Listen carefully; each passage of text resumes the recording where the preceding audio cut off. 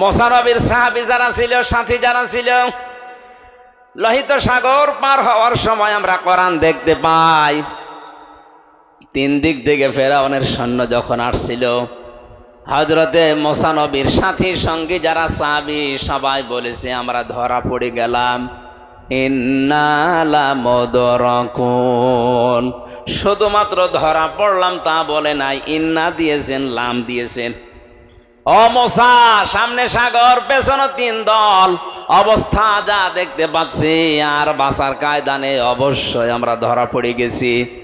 হযরতে মুসা এমন কঠিন মুহূর্তেও ঘাবড়িয়ে যাননি, কারণ তার বন্ধু একজন আছে। এক কথা বলছেন, হযরতে মুসা আলাইহিস সালাম ওই কঠিন মুহূর্তেও তিনি যেহেতু আল্লাহর সাথে বন্ধুত্ব করেছেন, কালিমুল্লাহ, কথা বলতেন আল্লাহর সাথে, ডাক দিয়ে বলে আমার সাহাবীরা, আমার সঙ্গী সাথীরা, ক্বালা কাল্লা ইন্না মাইয়া রাব্বি সায়াহদিন। কোরআনের এক একটি শব্দ আমার মনে হয় তামাম দুনিয়ার চাইতে ভারী। আলেম যারা আছে বুঝবেন, আপনি তাকান তো। হযরতে মুসা নবী এই কঠিন মুহূর্তেও তিনি সরাসরি বলতেন না ভয় পেও না, আল্লাহ আছে, বলেন নাই। তিনি গ্যারান্টি দিলেন প্রথমে, ক্বালা কাল্লা, কখনোই না, ইন্না মাইয়া রাব্বি, এই যে মা বলছিলাম না, অবশ্যই আমার রব আমাদের সাথে আছেন। শুধু সাথে আছেন তা না, সায়াহদিন, অতি শীঘ্রই তিনি আমাদের পথ দেখাবেন। তিনি যদি ইয়াহদিন বলতেন তাও তো অর্থ হয়ে যেত, সিন লাগালেন কেন? সিন, সাউফা, কদ, লাম, এরকম 13টা শব্দ আছে আরবি গ্রামারে। কোন সেন্টেন্সের আগে যদি একটা আসে অর্থ হয় অতি তাড়াতাড়ি। সিন দিলে খুব বেশি তাড়াতাড়ি, সাউফা দিলে আর একটু তাড়াতাড়ি। হযরতে মুসা সিন দিয়ে জানিয়েছেন, আমি এমন এক বন্ধুর সাথে মহব্বত করেছি, ভালোবাসি এমন এক বন্ধুকে, অবশ্যই তিনি আমার সাথে আছেন এবং আমার রাস্তা তিনি অতি শীঘ্রই তৈরি করে দেবেন। তাফসিরে হাক্কানি মুফাসসির লিখেছেন, সিন শব্দ যদি উনি মাঝখানে না বলতেন সায়াহদিন, আমার আল্লাহর সাহায্য আসতে হয়তো দেরি হতো। আল্লাহ মুসা নবীর ইমানকে, তার এই বন্ধুর ইমানকে এত বেশি পছন্দ করেছিলেন, এই সিন দেওয়ার কারণে সঙ্গে সঙ্গে জিবরাইলকে বলছে ওনার কানে, বলো ওয়াওহাইনা ইলা মুসা আনি দরিব বিআসাকাল বাহার।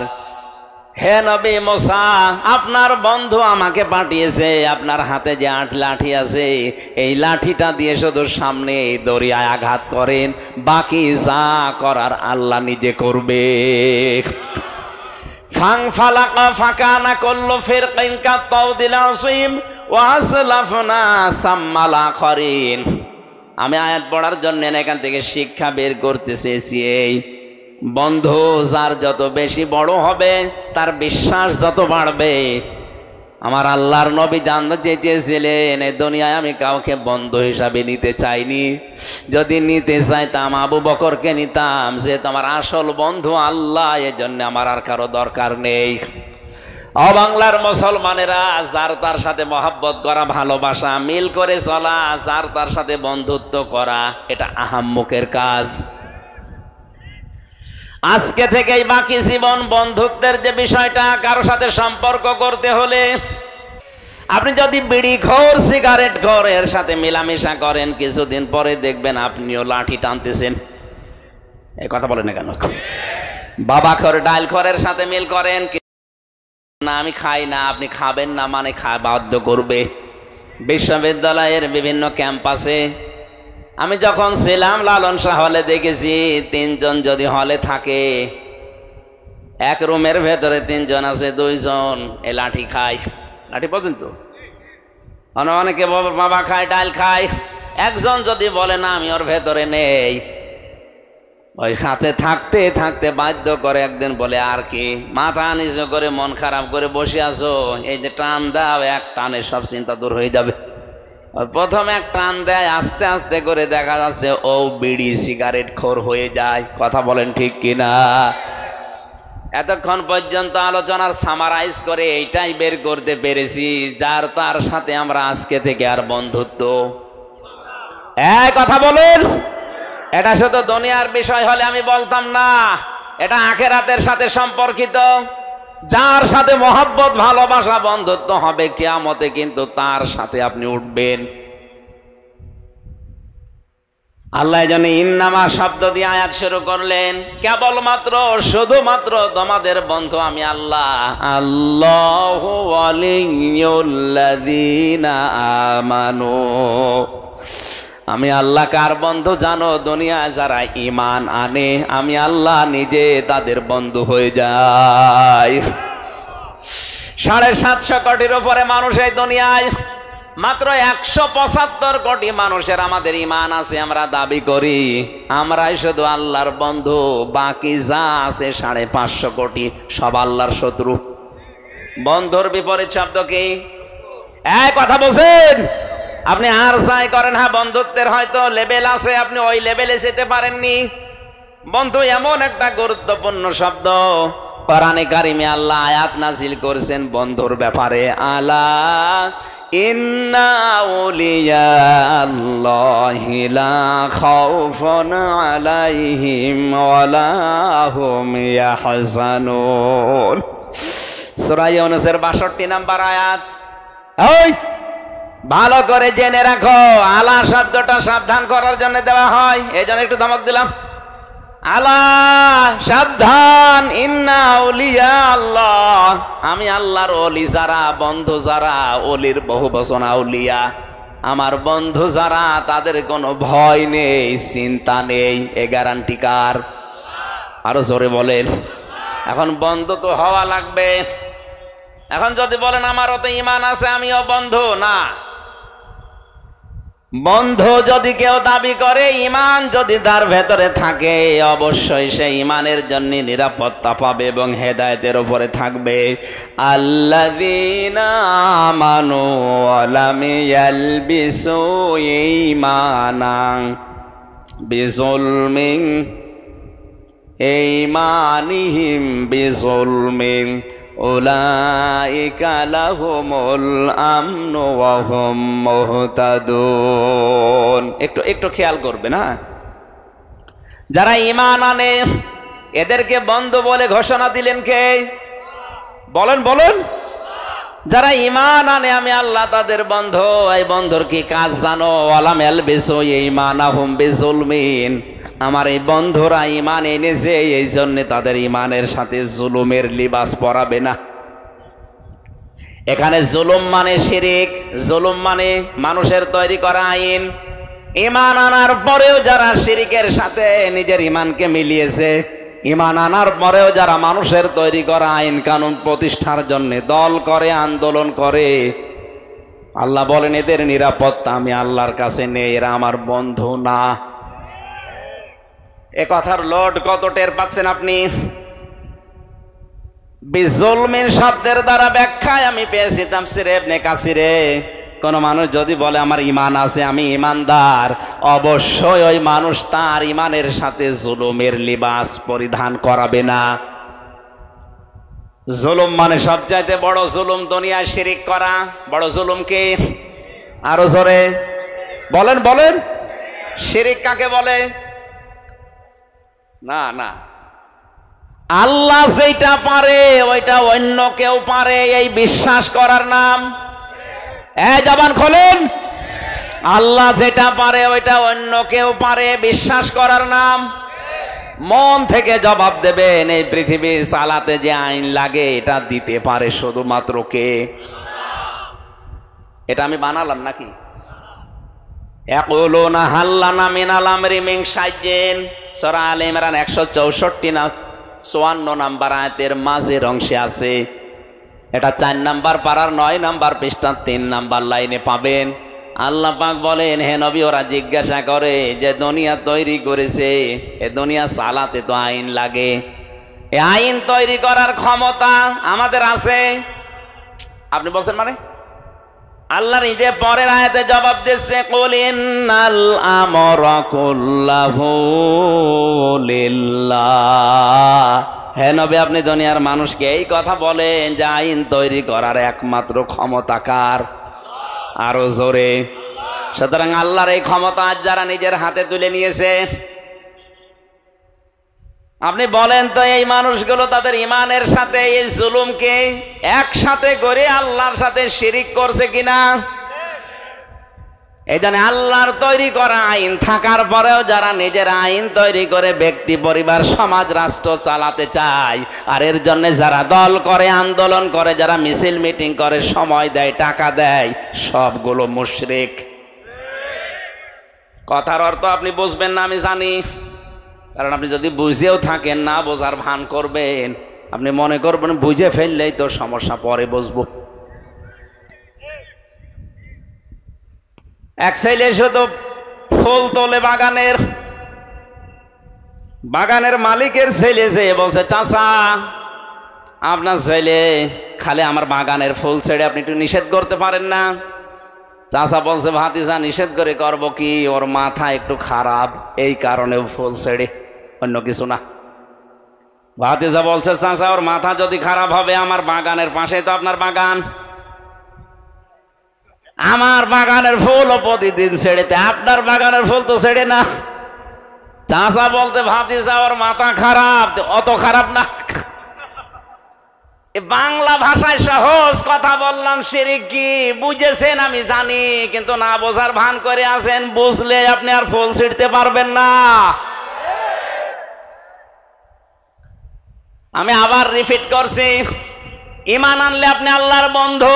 বন্ধু হতে হলে ঈমানের সাথে কোনোদিন আপনি শিরিকের, জুলুমের, মানুষের তৈরি করা আইনকে লেবাস পরাতে পারবেন না। তাহলে আল্লাহর পক্ষ থেকে আপনি নিরাপত্তার বাইরে চলে যাবেন। পরের শব্দ এইটা, উলাইকা লাহুমুল আমনু, যারা তাদের ঈমানের সাথে এই লেবাস পরাবে না শিরিকের, জুলুমের, কুফরের, মানুষের তৈরি করা আইনের, এই মানুষগুলোকে আমি আল্লাহ বলছি এরা নিরাপত্তা পেয়ে গেছে এবং এরাই হেদায়েত প্রাপ্ত। জোরে বলেন সুবহানাল্লাহ। এই জন্য বন্ধুর অনেক বড় দায়িত্ব আছে। আল্লাহ যেহেতু আমাদের বন্ধু, এই জন্য আল্লাহর দায়িত্ব আমাদের ওপরে কি, আর আমরা যেহেতু আল্লাহর বন্ধুত্ব এখন স্বীকার করব, আমাদেরও দায়িত্ব আছে না নেই? আমি কি বোঝাতে পারছি কথা? আল্লাহ যদি আমার বন্ধু হয়, আল্লাহর দায়িত্ব কি বলেন তো? না না, সূরা বাকারা 3 নম্বর পারা 2 নম্বর পৃষ্ঠার 1 নম্বর লাইনের 257 নম্বর আয়াত এটা। আল্লাহ বলেন, ঈমান যারা আনে আমি আল্লাহ তাদের বন্ধু হয়ে যাই। আমি যদি কারোর সাথে বন্ধুত্ব করি, আমার একটা দায়িত্ব পড়ে যায়, কি জানো? ইউখরিজুহুম মিনাজ যুলুমাতি ইলান নূর, আমি আল্লাহ নিজে তাদেরকে অন্ধকার থেকে বের করে আলোর দিকে নিয়ে যাই। এখানে অন্ধকার মানে রাতের অন্ধকার না, পানির নিচের অন্ধকার না। এখানে অন্ধকার মানে মানুষের তৈরি করা নিয়ম নীতি। কথা বলছেন? তামাম দুনিয়া যারা চালাচ্ছে আজ মানুষের নিয়ম নীতি দিয়ে, এই জন্য 24 ঘন্টা তামাম দুনিয়া আতঙ্কে আছে। জেলখানার উপরে লেখা আছে এটা সংশোধনাগার। কে বলেছে সংশোধনাগার? একদিন জেলার যে দেখি বলছে একজনকে, আরে বেটা গাঁজা খাওয়ার জন্যই তোরে পুলিশে ধরে এই জেলে দিয়েছে, আর গাঁজার গাছ লাগিয়েছে জেলের ভেতরে। এই যে গাজীপুরের কাশেমপুরের 4 নম্বর কারাগার, আমি নিজে সাক্ষী। জেলার এসে দেখে একদিন চাচামেচি করছে, কি হয়েছে স্যার? বলছে এই ব্যাটারে গাঁজা খাওয়ার জন্য পুলিশে ধরে দিয়েছে জেলে, আরো গাঁজার গাছ লাগিয়েছে। সংশোধন ভাবে মানুষ হয় না, ওভাবে সম্ভাবনা ব্রিটিশের তৈরি করা এই নিয়ম নীতি দিয়ে আজ আমরা 53 বছর স্বাধীন হওয়ার পরও ওইটাই চালাচ্ছি। কেন? সংশোধন করার জন্য কোরআনে আল্লাহ যে নিয়ম নীতি দিয়েছে ওইটা ফলো করা যাচ্ছে না। ওখানে ভেতরে কাজ করলে তারে 9 মাসে বছর করে দেয়, কারো 8 মাসে বছর করে দেয়। আমার মনে হয় এই নিয়ম নীতিটা থাকার পাশাপাশি যদি এইটা করে দিত সরকার, আইন সংশোধন করে জেল কোর্টে যারা ফাঁসির আসামি, যারা যাবজ্জীবন 30 বছর জেল খাটা লাগবে, সেখানে 22 বছর থাকলে মাফ হয়ে যায় 8 বছর। ওরা যদি বলে দেওয়া যেত যে কোরআন যদি শিখতে পারো, মুখস্থ করতে পারো, বুঝতে পারো, তাহলে তোমার প্রতি পাড়ায় পাড়ায় 1 বছর করে মাফ। কয়েকদিন আগে একজন আলেম জেল থেকে বের হয়েছে, মাওলানা মাহমুদুল হাসান। ওর 17 পারা মুখস্থ ছিল, বাকিটায় 3 বছরে। বয়স আমার চাইতেও বড়, আমার 33 না 40। এই বয়সে পড়া কোরআন মুখস্থ করে বের হয়েছে। তাও তো 24 ঘন্টা তালা মেরে রাখতো, এই জন্য চিন্তা ঝামেলায় ছিল। আর যাদের সবসময় ছাড়া থাকে ভেতরে, ওদেরকে যদি এই অফার দিত, আমার মনে হয় কোরআন মানুষদেরকে এমনি সংশোধন করে ফেলতো। ভেতরে যাওয়ার পরে অনেকের রাগ আরো বৃদ্ধি হয়, বাইরে এসে ওই রাগ খাটায়, তখন আরো মার্ডার করে। এজন্য সংশোধন ওইভাবে হয় না। বাস্তবতা আমরা যেদিকে নিয়ে যাচ্ছি, আল্লাহ পাক যেহেতু আমাদের বন্ধু, উনি আমাদের সাথে বন্ধুত্ব করতে চান। ওনার দায়িত্ব আমাদের মানুষের তৈরি করা নিয়ম নীতির এই অন্ধকার থেকে বের করে আল্লাহর নিয়ম নীতি আলোর দিকে উনি নিয়ে আসতে চায়। সিস্টেম অপর পৃষ্ঠায় দেখুন, আল্লাহ পাক বলেন, আমি আল্লাহ যদি কারো বন্ধু না হয়ে শয়তান যদি কারো বন্ধু হয়, কি করবে জানো? আল্লাযীনা কাফারু, এরপরে কি? হ্যাঁ, আউলিয়াউহুমুত তাগুতু ইখরিজুনাহুম মিনান নূরি ইলাজ যুলুমাত। আল্লাহ পাক বলেন, শয়তান যদি কারো বন্ধু হয়ে যায়, এই তাগুত কারো বন্ধু হলে তারও দায়িত্ব আছে। সে কি করে জানো? আলোর পথ থেকে বের করে অন্ধকারের দিকে নিয়ে যায়। এখানে আলো আল্লাহ 1 বচন দিয়েছেন, আর জুলুমাত বহু বচন দিয়েছেন। এজন্য অন্ধকারের পথ হাজারো। শিরিকের পথ অন্ধকারের পথ, কুফরের পথ অন্ধকারের পথ, বেদাতের পথ অন্ধকারের পথ, জুলুমের পথ অন্ধকারের পথ। এক কথা বুঝতেছেন? মানুষের তৈরি করা আইন, এগুলো অন্ধকারের পথ। শয়তান মানুষদেরকে আল্লাহর ইসলাম থেকে বের করে করে ওই সমস্ত জুলুম, শিরিক, কুফর, বেদাতের দিকে নিয়ে যায়। এটা তার বন্ধুত্বের দাবি। এজন্য আমাদের উচিত হচ্ছে, আমরা যদি আল্লাহর সাথে বন্ধুত্ব করি, আল্লাহ পাক যদি আমাদেরকে এই নিয়ম নীতি অন্ধকার থেকে বের করে ইসলামের দিকে, আলোর দিকে নিয়ে আসে, তাহলে বুঝবেন আপনি আল্লাহর বন্ধু হয়েছেন। এবার আসেন শর্তে। কোন মানুষ যদি আল্লাহর বন্ধুত্বের দাবি করে, তাকে 4টা শর্ত দুনিয়ায় পূরণ করা লাগবে। কয়টা? আরো জোরে। 1 নম্বরে, আল্লাহ যে চিঠি পাঠিয়েছেন বন্ধুত্ব করার জন্য, চিঠি তারে পড়া লাগবে। রমজান কোরআন নাজিলের মাস, এই চিঠি পাওয়ার মাস। আজকে থেকে সিদ্ধান্ত নিয়ে বাড়ি যাবেন, যতদিন আমি এই চিঠি শুদ্ধ করে না পড়তে পারবো, ততদিন আমার কোনো দম নেই। এক কথা বুঝতেছেন? রমজান মাস এসেছে, চলে যাবে। আজকে 6 রোজা চলছে। দেখতে দেখতে আর 24টা দিন পার হয়ে গেলে বছরে মাস আবার 1 বছর পরে ঘুরে আসতেও পারে, আপনার কাছে নাও আসতে পারে। কিন্তু আপনি যদি এখন সিদ্ধান্ত নিয়ে যান যে আমি আল্লাহর সাথে বন্ধুত্ব করতে চাই, আর আল্লাহ তার বন্ধুত্বের প্রথম শর্তই দিয়েছে যে তার এই চিঠি শুদ্ধ করে পড়া লাগবে, আমি যেভাবেই হোক এটা শুদ্ধ করে পড়বই, এই নিয়ে তো যদি লেগে পড়েন, আলিফ বা তাসা পড়েন, আপনি অসুবিধা নেই। এই অবস্থায় পড়তে পড়তে যদি মারা যান, আপনি তালেবে এলেম হয়ে মরবেন, আপনার কোনো হিসাব নেই। তালেবে এলেম শুধু 8 বছর 10 বছরের বাচ্চাদেরই বলা হয় না, এ মুরব্বিও তালেবে এলেম হতে পারে। কোরআন শেখার জন্য সে যখন থেকে আরম্ভ করবে, ওইটাই তালেবে এলেম। ওইটা কি? এলেম তলবকারী ছাত্র।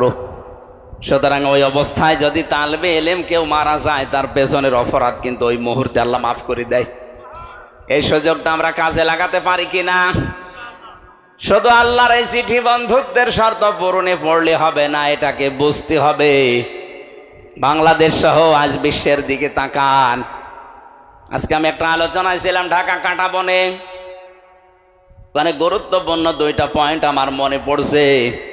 আজ ইহুদিরা মাত্র 60 লাখের মতো ফিলিস্তিনে, ইসরায়েলে, অথচ তামাম দুনিয়ার 750 কোটি মানুষ শাসন করছে। 60 লাখ মানুষ মানুষ তো তারা বেশি না, কিন্তু দুইটা কাজ তাদের বেশি। এক নম্বরে তাদের পড়াশোনা, দুই নম্বরে তাদের ত্যাগ শ্রম। ওদের লেখাপড়ার সিস্টেম সব জায়গায়, এবং ওদের ত্যাগ ওদের শ্রম তা এত বেশি। এই দুইটা জিনিস ওদের সাথে আছে, এই জন্য তামাম দুনিয়া আজ তাদের হাতের নিচে। আমাদের মুসলমান আমরা কম না, পৃথিবীর এখন আমরা দ্বিতীয় সারিতে আছি। তামাম দুনিয়ায় সবচাইতে বেশি মানুষ বাস করে খ্রিস্টান ধর্মে, এরপরে আছি আমরা। অথচ তামাম দুনিয়ায় আমরা দ্বিতীয় থাকার পরেও শুধু মায়ের খাচ্ছি। কথা বলে ঠিক কিনা? আমাদের মায়ের খাওয়ার পেছনে কারণ এক নম্বরে আমাদের পড়াশোনা নেই। কি নেই বলেন বলেন? কোরআনের প্রথম শব্দ নামাজ পড়ো, রোজা রাখো, হজ করো, যাকাত দাও না। আগে প্রথম শব্দ আল্লাহ বলেছেন ইকরা, পড়ো। আজ আমাদের পড়াশোনা নেই, জন্য এই দেশে অনেকে অনেক ভাবে আমাদেরকে বোকা বানিয়ে ধোকা দিয়ে ব্যবসা করে খাচ্ছে। আপনি যদি পড়াশোনা করে বুঝতে পারতেন, আমার মনে হয় আপনাকে দিয়ে কেউ পিটিয়েও শিরিক করাতে পারতো না। আজ হাজারো মাজারে যে শিরিক গুলো হচ্ছে, অধিকাংশ গুলোই না জানার কারণে। এই জন্য এটা আগে শুধু পড়লে হবে না, এটা বুঝতে হবে আমাদের। এই রমজানে শুরু থেকে শেষ পর্যন্ত একটা বোঝার সিস্টেম চালু করেন, যে আমি বুঝতে চাই। প্রতিদিন এক পারা করে মাতৃভাষায় অর্থগুলো শেষ করেন। 30 দিনে শেষ হয়ে গেলে দেখবেন আপনাকে দিয়ে আর কেউ শিরিক করাতে পারবে না। আমি গ্যারান্টি দিচ্ছি। আপনি করেন না কেন? আপনি নিজেই যখন বুঝে ফেলবেন না আমার ভাষা ভাষা মনে পড়ছে, এই আয়াত তো এই সম্পর্কে আছে, এটা তো শিরিক, আল্লাহ বাদে অন্য কারো নামে জিকির করা শিরিক, আমি এই শিরিকে নেই, তাহলে দেশের 48,000 দরবারের 48,000ই প্রায় বন্ধ হয়ে যাওয়ার কথা। কারণ অধিকাংশ দরবারে দেখেন আল্লাহর নামের পাশাপাশি জিকির হয় অন্য কারো নামে। এমনকি অনেকে আল্লাহর নামকে খণ্ডিত করে ডাকে, আর এটা তো কোরআন বলছে জায়েজ নেই। আলিল্লাহিল আসমাউল হুসনা ফাদউহু বিহা ওয়া যারুল্লাযিনা ইলহিদুনা ফি আসমাই। আল্লাহর বহু সুন্দর নাম আছে, যাকো তাকে, কিন্তু সাবধান আল্লাহর নাম খণ্ডিত করে, এলহাদ করে, উল্টা পাল্টা করে, কাটছাট করে ডাকবা না। সুতরাং যারা ইয়ালি বাবা, শালি বাবা, দয়াল বাবা, পাগলা বাবা, আগলা বাবা করে ডাকছে, ওর তো একেবারেই মাইনাস। আর যারা আল্লাহর নামকে খণ্ডিত করে ডাকছে হো হো, এটাও মাইনাস। এক কথা বলেন না কেন? যারা আল্লাহর কালেমাকে ভাগ করে ইল্লাল্লাহ ইল্লাল্লাহ বলে ডাকছে, তারাও মাইনাস হয়ে যাবে। কারণ এলহাদ শব্দের শাব্দিক অর্থ হচ্ছে উলট পালট করা। কে আপনাকে পারমিশন দিয়েছে আল্লাহর এই কালেমাকে ভাগ করার? বলেন। কোরআনে আল্লাহ তাই দিয়েছেন লা ইলাহা ইল্লাল্লাহ, শুধু লা ইলাহা লা ইলাহা, এতটুকু আল্লাহ কোরআনে বলতে পারতেন না? আপনার বানানো যুক্তি, খোড়া যুক্তি আমরা মানি না। আপনি দেখাবেন রসুলের 63 বছরের জীবনে এরকম ছিল কিনা? এক কথা বলেন না কেন? একটা হাদিস আপনি, একটা আয়াত আপনি কোরআন থেকে নিয়ে আসতে পারবেন যে পরা জীবনে নবীজি এরকম জিকির কোনোদিন করেছে? নবীজি যেটা করে নাই, কোন কারণে আপনি এটা বানিয়ে মানুষের ভেতরে ইবাদত বলে চালাচ্ছেন? বলেন। বানানো দলিল যদি আপনি বানান যে অমাই ইয়াগফিরুয যুনুবা ইল্লাল্লাহ, এই যে কোরআনে আছে ইল্লাল্লাহ, এই জন্য আমি বলছি। আরে বেটা, এটা ইস্তেফহাম, এটা প্রশ্নবোধক চিহ্ন, ইন্টারগেটিভ সেন্টেন্স। এটা আল্লাহ পাক বলতে চাচ্ছেন সূরা আলে ইমরানের আয়াতে যে অমাই ইয়াগফিরুয যুনুবা ইল্লাল্লাহ, আমি আল্লাহ বাদে গুনাহ মাফ করার কেউ আছে কি? আরে ভাই, এটা প্রশ্ন করছে আল্লাহ, কেউ কি আছে আমি আল্লাহ বাদে গুনাহ মাফ করার? আর ও বলছে না, এই যে ইল্লাল্লাহ পাওয়া গেছে, এই জন্য আমরা করছি। কুল লা ইয়ালামু মান ফিস সামাওয়াতি ওয়াল আরদিল গায়বা ইল্লাল্লাহ, এটা সূরা কাসাসের ভেতরে আছে, নামলের ভেতরে আছে, 20 নাম্বার পারার 1ম নাম্বার পৃষ্ঠা 13 নাম্বার লাইনে আছে। আল্লাহ পাক বলেন, নবী আপনি বলেন আসমান জমিনে আমি আল্লাহ বাদে কেউ গায়েব জানে কি? এটা ইন্টারগেটিভ সেন্টেন্স। এই শব্দ জুড়ে নিয়ে কেউ যদি বলেন আয় তো পাওয়া গেছে, এই এখন থেকে শুরু করো। আপনি এই জন্য বলছেন পুরা কোরআনটা একবার পড়েন, আপনাকে কেউ ধোকা দিয়ে বোকা বানিয়ে ইবাদত করাতে পারবে না। আপনি নিজেই বুঝে ফেলবেন না এত বানানো। কারণ আল্লাহর নামের সাথে কোনো এলহাদ চলবে না, কাটছাট। এই কথা বুঝতেছেন? আপনি শুধু সুবহান সুবহান বলতে পারেন না, বলা লাগবে সুবহান আল্লাহ। শুধু আলহামদ আলহামদ বলতে পারবেন না, যদি জিকির করতে চান বলা লাগবে আলহামদুলিল্লাহ। শুধু আকবার আকবার হবে না, আল্লাহু আকবার বলা লাগবে। এই কথা বুঝতেছেন? শুধু লা ইলাহা লাইলা হবে না, বলা লাগবে লা ইলাহা ইল্লাল্লাহ। এই জন্য বলছিলাম আল্লাহর এই চিঠি শুধু পড়লে এখন থেকে হবে না, একবার বোঝার চেষ্টা চালান। রমজানে আপনি আল্লাহর বন্ধু হতে পারবেন। 3 নাম্বার, এটা বুঝলেই হবে না, এটা নিজে যতটুকু বুঝবেন প্র্যাকটিক্যাল লাইফে ততটুকু মিলাবেন। আজ বাংলাদেশে কোরআন কম মানুষ পড়ছে না। আমরা অনেকে একটা জরিপ পেয়েছিলাম জানুয়ারি মাসে, 100 জনের 95 জন কোরআন শরীফ শুদ্ধ করে পড়তে পারে না। এই বাংলাদেশে হ্যাঁ এটা ঠিক আছে, কিন্তু পড়ে অনেকেই, শুদ্ধ হোক আর অশুদ্ধ হোক পড়ে অনেকেই। আমাদের প্রধানমন্ত্রী যিনি, উনিও পর্যন্ত তাহাজ্জুদের নামাজ পড়ে, ফজরের নামাজ পড়ে, কোরআন পড়ি, এরপরে যায় অফিসে। কথা বলছেন না কেন? যাই পড়েছে কোরআন, যাই বুঝেছে, ওই অনুযায়ী যদি প্র্যাকটিক্যাল লাইফে মিলাতে মিলাতে যেত, এই দেশের কোনো টাকা বেগম পাড়ায় পড়ে থাকতো না। যেই হোক ওখান থেকে টাকা নিয়ে আয়, নাই তো তোরে আমি দেশে থাকতে দেব না, এই ঘোষণা যদি দিয়ে দিত, যত টাকা বেগম পাড়ায় পড়ে আছে টাকা নিয়ে আসবে, নাই তোরে সহ বেগম পাড়ায় পাঠিয়ে দেব। টাকাগুলো আসলে এই দেশের হাজার হাজার মানুষের কর্মসংস্থান তৈরি হতো। কথা বলছেন এখন? এটা আমাদের প্র্যাকটিক্যাল লাইফে আজ সেট নেই, এই জন্য আমরা হতাশায় আছি। 4 নাম্বারটা একটু ঝামেলা, এই জন্য এটা আমি বাদ দিয়ে দিলাম। বলেন বলে আমি মায়ের খাই না, আমি ওর ভেতরে নেই। 4 নাম্বারটা কঠিন, এই যে হুজুরের কাছে শুনে নেবেন পরে। আপনি আবার 3 বছর পাঠাবেন আমারে, আমি আর এখন যেতে চাচ্ছি না ভাই। 4 নাম্বারটা আমি বলতে পারবো না, 3 নাম্বার পর্যন্ত বললাম, এই তো ভালো। আপনি এখন থেকে শুদ্ধ করে পড়ার চেষ্টা চালান, বসেন, আর নিজে যতটুকু বুঝতেছেন মানেন। 4 নাম্বারটা চোখ বুঝে বলেই ফেলি, যা হয় হোক। আল্লাহর নবী বলেন, আল্লাহকে যদি বন্ধু হিসাবে পেতে চাও, তুমি যতটুকু জানো ওটা যেন অন্য কেউ মানে, এই পরিবেশ তৈরি করে দাও। এটা যে যেখানে আছে তার দায়িত্ব থাকবে ওই রকম। আপনি শুধু নিজে মানবেন হবে না, আপনি যেন মানুষ মানতে পারে সেই পরিবেশ করে দেবেন। বাংলার 18 কোটি মানুষ মানতে পারে এই পরিবেশ একজন তৈরি করে দিতে পারে, তিনি আমাদের। কথা বলেন না কেন? এই জন্য আল্লাহ ওনার নামে একটা আলাদা আয়াত দিয়েছেন। এখন যদি বলেন হাসিনা নামে কোন আয়াত বলেন? আছে কি? আমি কি বানানে বলছি, বানিয়ে বলছি?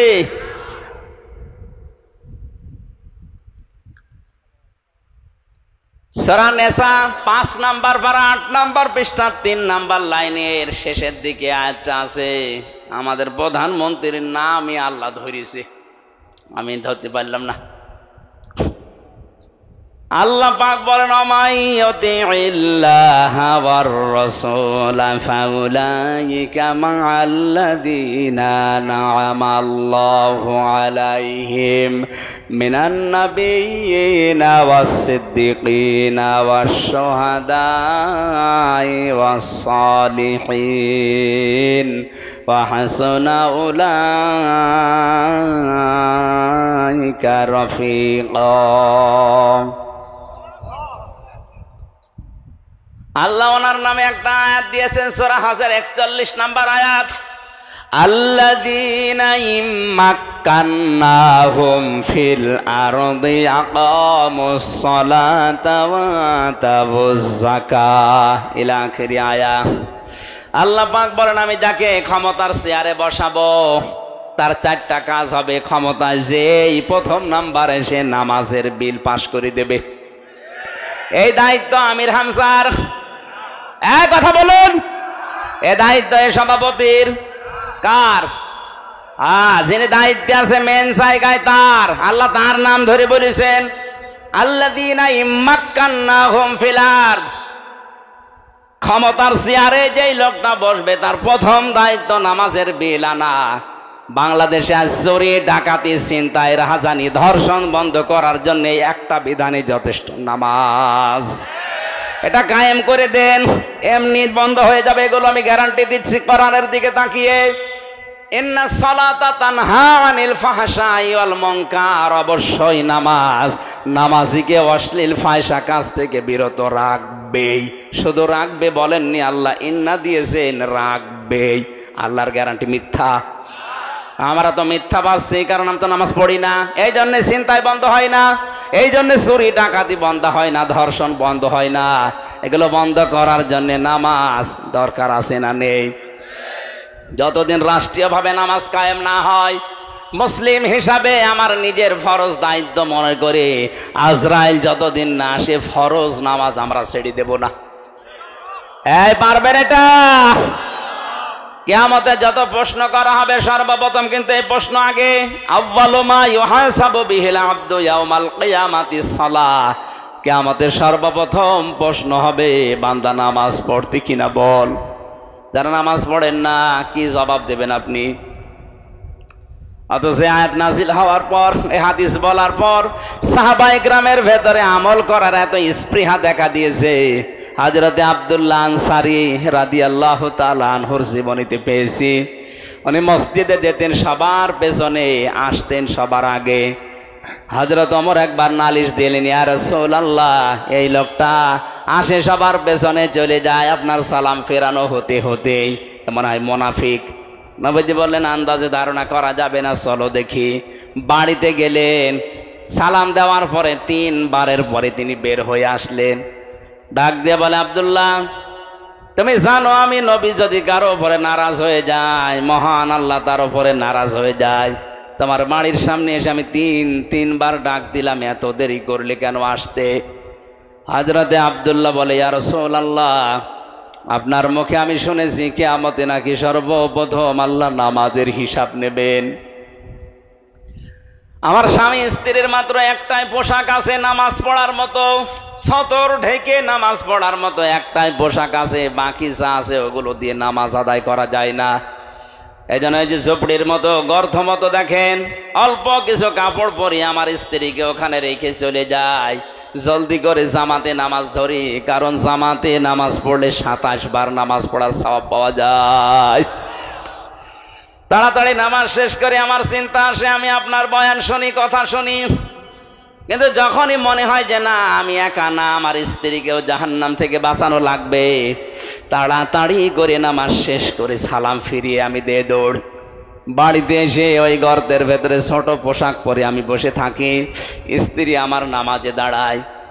আমি কোরআনের আয়াত জানি, কু আনফুসাকুম ওয়া আহলিকুম নার। ওহে যারা ইমানের দাবি করো, নিজেকে জাহান্নাম থেকে যেমন বাঁচাবে তোমার আহাল পরিবারদেরকেও বাঁচাও। এখানে একটা কথা আছে, শুধু নিজে বাঁচা জাহান্নাম থেকে ফরজ, নিজে বাঁচা বলেন না কেন? আর স্ত্রী, পরিবার, সন্তানাদি যারা আছে তাদের বাঁচানো ফরজ, তাদের বাঁচানোর চেষ্টা যেটা করবেন ওই চেষ্টাটা ফরজ।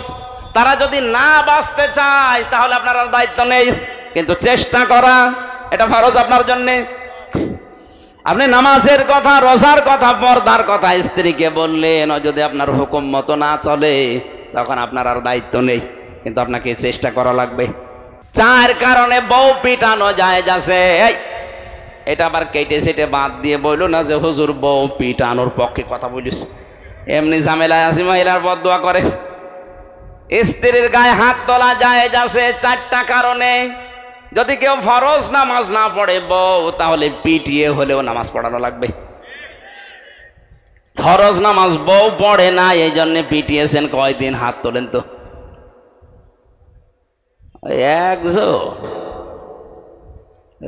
তারপরে একটা ইমানদার আছে, ওইটা কে গো? একটু দাঁড়ান তো দেখি, আপনার বউ আছে এখানে? ঠিক আছে, না না আসলেও তো বোঝে নাই। আমি কয় কারণে স্ত্রীর গায়ে হাত তোলা জায়েজ বললাম? বলেন বলেন। এক নম্বরে ফরজ নামাজ পড়তে যদি না চাই মারবেন, ফরজ রোজা যদি রাখতে না চাই মারবেন, ফরজ পর্দা যেটা আছে এটা যদি করতে না চায় মারবেন, আর স্বামীর জায়েজ হুকুম যেটা ফরজ মেনে নেওয়া। এই যে 4 কারণের কথা বলছিলাম, এই 4 কারণের ভেতরে যদি আপনি পান পিটাবেন মারবেন, কিন্তু 4 জায়গায় মারা জায়েজ নেই। স্ত্রী লোকের মাথায় মারা জায়েজ নেই, মুখে মারা জায়েজ নেই, বুকে মারা জায়েজ নেই, পিঠে মারা জায়েজ নেই। মারা যাবে মাথা থেকে পা পর্যন্ত, লাঠি হবে কোদালের আষাঢ়ি, 1 বিঘত পরিমাণে লাঠি মেসাকের মতো, তাও নিজের হাত দিয়ে ধরা লাগবে। অনেকে কায়দা করে পিলাস দিয়ে ধরে বড় করে মারে। তার মানে স্ত্রীর গায়ে হাত তোলা ঠিক না, এটা ইতর মানুষের কাজ। সংসার যদি না টিকতে মনে বলে বা না টেকে আপনি গায়ে হাত তুলবেন না, বাদ দিয়ে দেন। কথা বুঝতেছে? বউ মারে যারা, ওগুলো ইতর। কি মেয়ে লোক অন্তত এবার খুশি যে আমাদের গায়ে আর হাত তোলার। আমার স্ত্রীকে বাঁচাতে হবে জাহান্নাম থেকে, এই কারণে তাকে নামাজে দাঁড় করিয়েছি। এসে আপনি যখন ডাক দিচ্ছিলেন, আমার স্ত্রীর প্রথম রাকাত চলছিল, নামাজের অবস্থায় আমি তাকে ডাকবো কি করে? দ্বিতীয়বার ডাক দিয়েছেন, তৃতীয়বার ডাক দিয়েছেন। স্ত্রী তাড়াতাড়ি নামাজ শেষ করে ওই গর্তের ভেতরে ছোট পোশাক পরেই বসেছে, আমি ওই যে পোশাকটা নিয়ে আপনার সামনে চলে এসেছি। হে নবী, যদি বেয়াদবি হয় আমারে মাফ করে দেন। বিশ্বনবী আমার কেঁদে ফেললেন, ডাক দিয়ে বলে, সাহাবীরা কি মনে করছিলে তোমরা? আর এর অবস্থা কোন জায়গায় পৌঁছিয়েছে?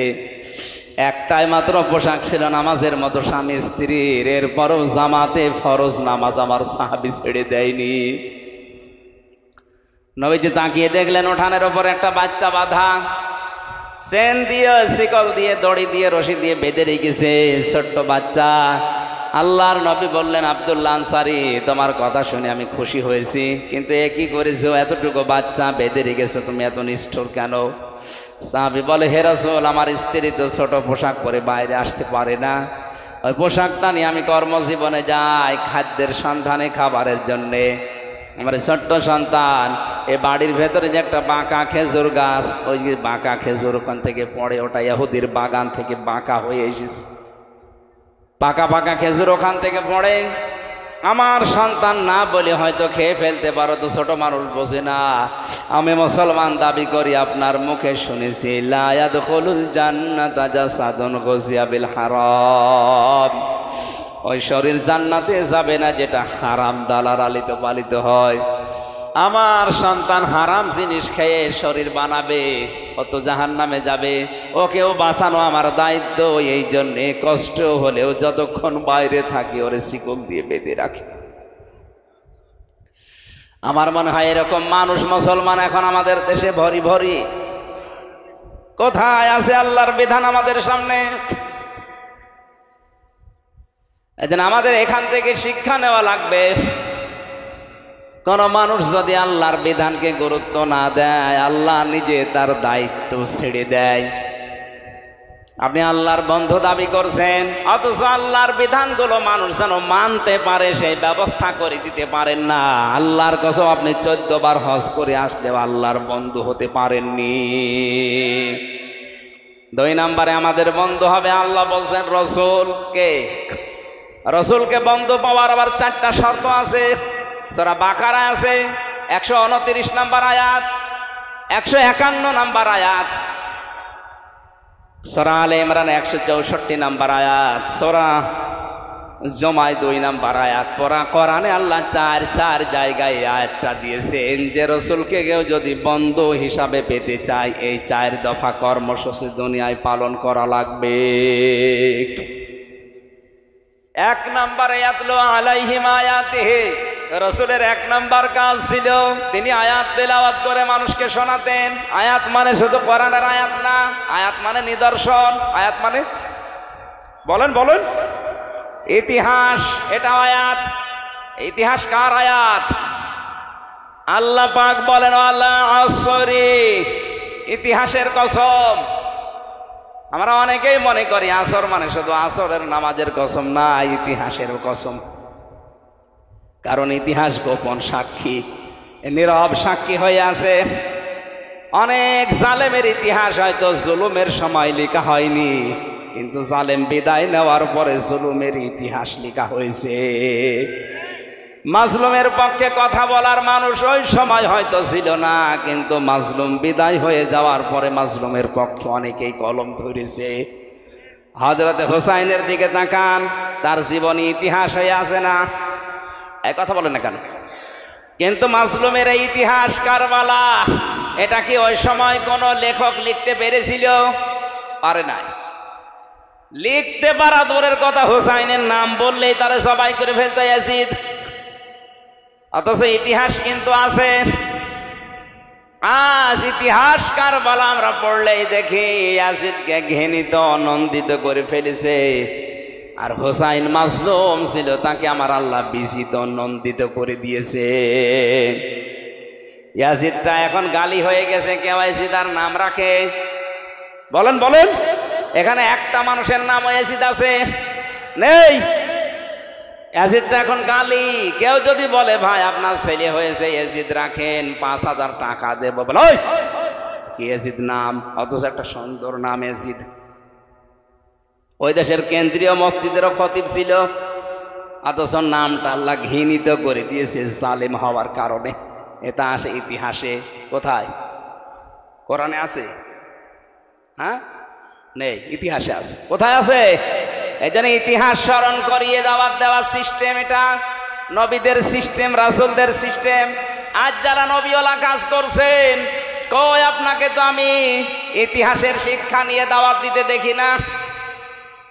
ইতিহাসের শিক্ষা নিয়ে দাওয়াত দিলেই তো সমস্যা হয়ে যাচ্ছে।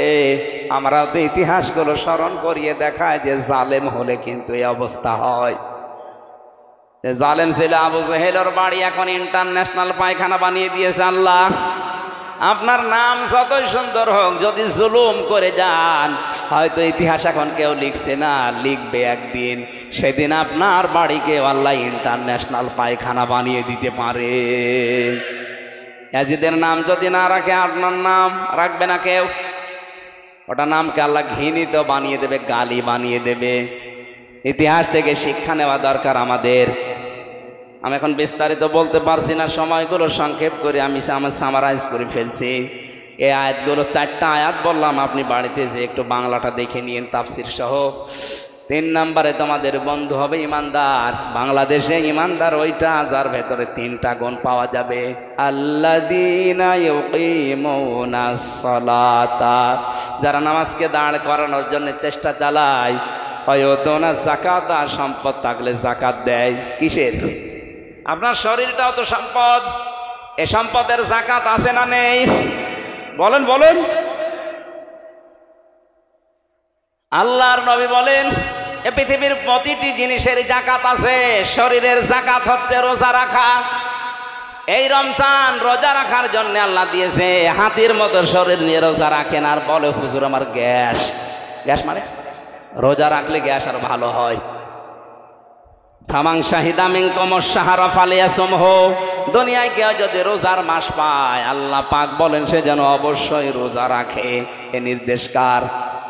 সুতরাং যারা রোজা রেখেছেন আলহামদুলিল্লাহ, যারা রাখতে পারেন না আজকে থেকে শুরু করবেন।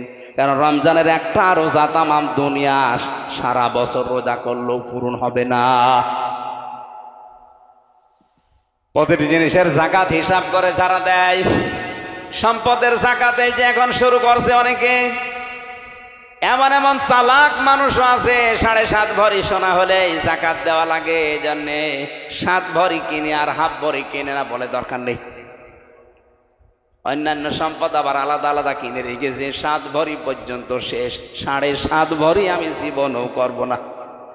অথচ যাকাতের যে সিস্টেমগুলো আছে, আপনার ব্যবসায়িক মাল, আপনার পরিবারের যে মাল আছে, ব্যাংকে যে টাকা পড়ে আছে, শুধু ব্যবহারিক জিনিসপত্র বাদ দিয়ে 1 বছরে খাইয়ে দে যদি 75,000 টাকার উপরে কারো কাছে টাকা থাকে, তার 100 টাকায় 2.5 টাকা যাকাত দেওয়া। কি? যারা এই যাকাত দেবে তারা হবে ইমানদারের বন্ধু।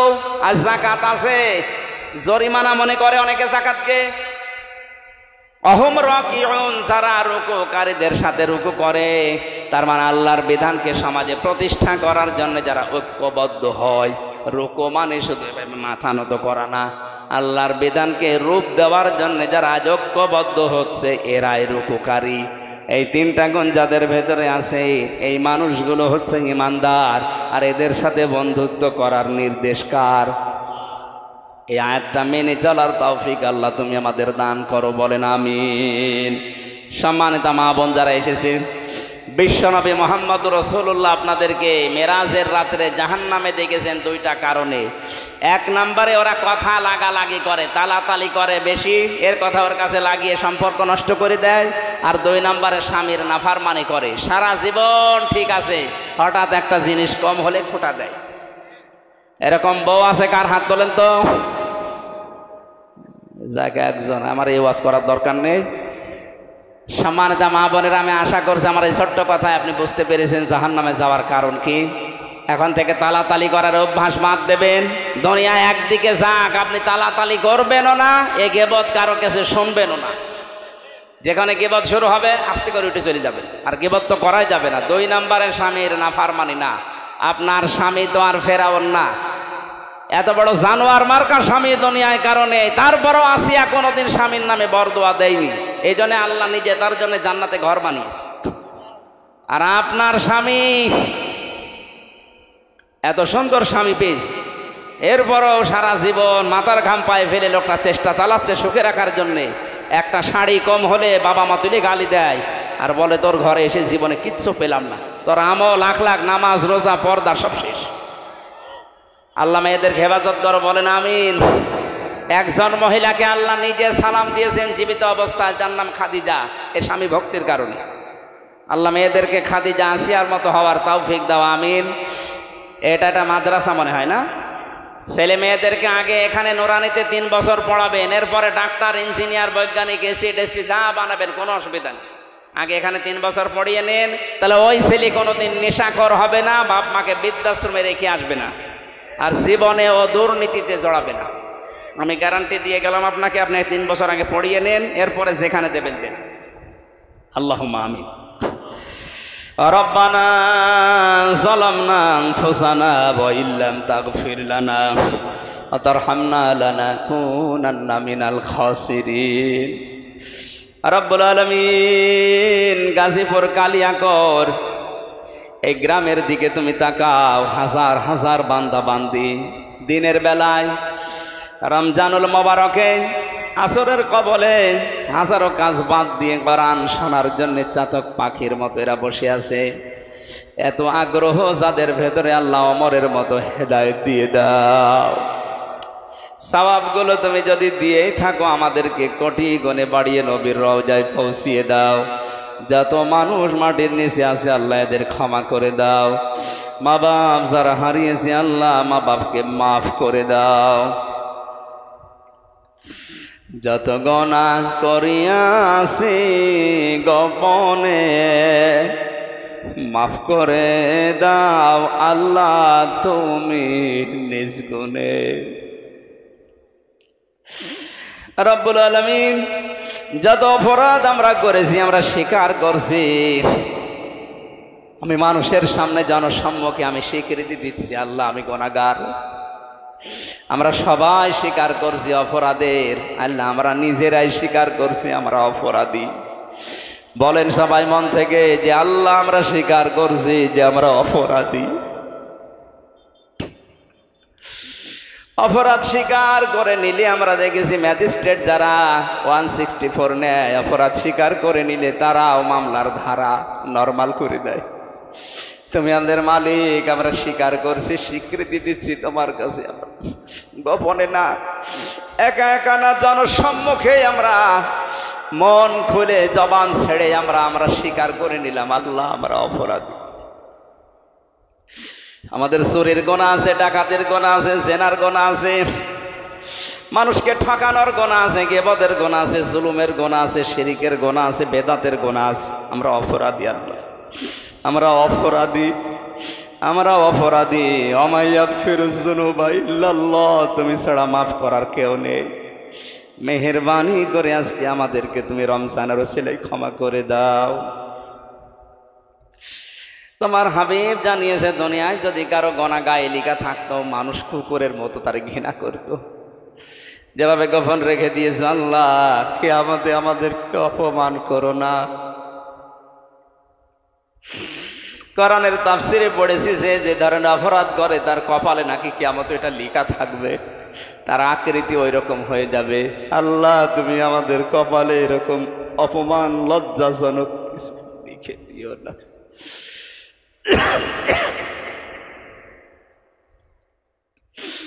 তুমি যদি মাফ না করো বান্দাকে, বলো তোমার বান্দা যাবে কার কাছে? এ মাহফিলের আয়োজন যারা করেছে, শোনার জন্য যারা এসেছে, নারী পুরুষকে কবুল করে নাও। রমজানুল মোবারকে একটা টাকা দিলে 70 টাকার সওয়াব পাওয়া যায়। যে যেভাবে এগিয়ে এসেছে, আল্লাহ তাদের দানকে ওইভাবে কবুল করে নাও। বাকি রোজাগুলো হক আদায় করে করার তৌফিক দাও। সন্তানাদি যাদের দিয়েছো তাদেরকে তুমি মানুষের মতো মানুষ বানাও। স্ত্রী স্বামীর ভেতরে মহব্বত পয়দা করে দাও। বাকি জীবনটা আমাদেরকে শিরিক বেদাত মুক্ত হয়ে ইমানের উপরে টিকে থাকার মতো পরিবেশ তৈরি করে দাও। আমার কণ্ঠটা আল্লাহ তুমি আগের মতো আবার ফিরিয়ে দাও। আমার জ্ঞান বাড়িয়ে দাও। সহজ সরল ভাষায় তোমার বান্দাদের কোরআনে কারিম হাদিস বোঝাতে পারি সেই তৌফিক আমাকে ভিক্ষা দাও। যখনই মরণ আসবে যেন একবার হলেও আমরা পড়ি লা ইলাহা ইল্লাল্লাহু মুহাম্মাদুর রাসূলুল্লাহ।